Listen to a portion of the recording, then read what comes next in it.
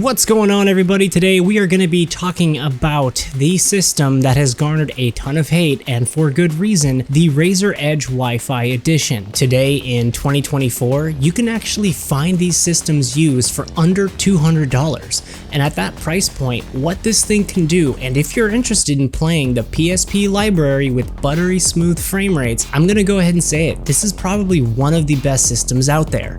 So sure, today we're being inundated with so many different options. I know AYN Odin 2 is an amazing device, but that's $100 more, and don't even consider getting the first version because I had one and I returned it specifically because of the poor performance. There's the Steam Deck and even the Retro Pocket 5 that is coming out, but if my hunch is correct, and because the market is being flooded with so many different systems, I have a feeling you're going to be able to find this system for under $200, and at that price point, you are getting a ton of bang for your buck. Inside the Razer Edge comes a Snapdragon G3X Gen 1 processor, which means you're going to be able to emulate PSP games at 3 to 4x resolution with ease, and most PS2 games at 2x or 3x resolution as well. The screen is beautiful. It has a 6.8-inch AMOLED display with a resolution of 2400 by 1080. And where the Razer Edge has some of these systems beat is with its 144 refresh rate. It really does help make games appear so much smoother. But I don't want this to be just another biased review. With all those amazing things, the Razer Edge does have its problems. First, let's talk about the screen. It's an amazing screen, but there is a horrendous bevel around the system, which for some might be a deal breaker. Personally, I didn't like the feel of the Razer Edge without the case. It just felt flimsy. It didn't feel like a cohesive unit because, well, it's not. It's a tablet with a Razer Kishi attached to it. So if you want it to feel like a solid unit, unfortunately, you're gonna have to shell out the 20 bucks that I spent for a case like this, but with the case, it feels like a single unit. But with that weakness, it might be a positive for some. For instance, for me, I love the ability to be able to take off the controls and use it like a tablet. Another issue is the software. It only runs Android 12 at the moment, and there is no upgrade in the future as it does not have a DRM certification. However, if you look at the Retro Pocket 5, for instance, they just announced that it will be shipping with Android 13, which is amazing in my opinion. The next gripe I have with the Razer Edge Wi-Fi edition specifically is it only has 6 GB of LPDDR5 RAM, which you do feel in certain games. However, their 5G version does ship with 8 GB of RAM, but it's going to be more expensive, and the whole point of this video is to find one of these systems for under $200. That's going to be the sweet spot in my opinion to make this worth your while. Next, let's talk about the battery. The battery life is decent. It's not great, it's not terrible.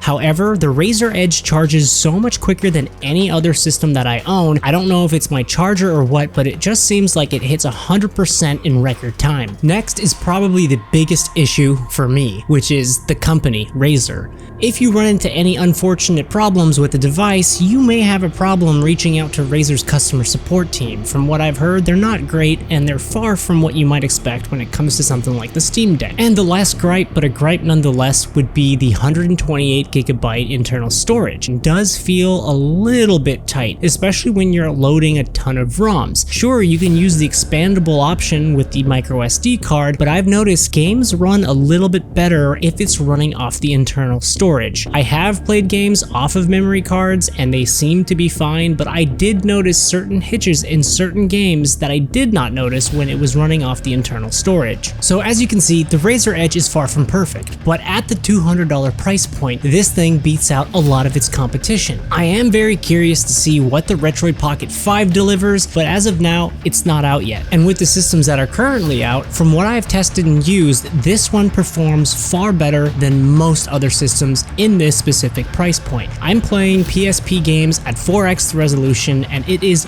buttery smooth. I haven't run into any crashes or any problems, and even PS2 games, most of the things that I throw at it, yes, God of War included, I can play at 2x and at times 3x the resolution at a constant frame rate. The 144Hz refresh rate really makes games feel even smoother, and using this widescreen display, DS games plays phenomenally. You have enough real estate where you can have both side-by-side screens in its full capacity. I was really shocked when I played my PSP again for the first time in a while, and I noticed how crappy the quality was. Sure, back in its day when it came out, it was amazing, but now in 2024, we expect expect a lot more, especially when it comes to visual fidelity. So being able to run PSP games at 4x their native resolution is preferable in my opinion. So in closing, if you're looking to get into PSP emulation and even PS2 emulation and you don't want to break the bank, I highly recommend checking out the Razer Edge. If you're looking for the ultimate PSP emulator, this could be your system. And who knows, maybe if Razer gets a bright idea, they might just drop the price down to $179.99. For me, that would be the perfect sweet spot and a great bargain. So please like and subscribe. It would really help me out. This is a brand new channel and I do everything, all the editing, all the video, whatever, and it takes a lot of work. So yeah, please like and subscribe if you feel like I deserved it.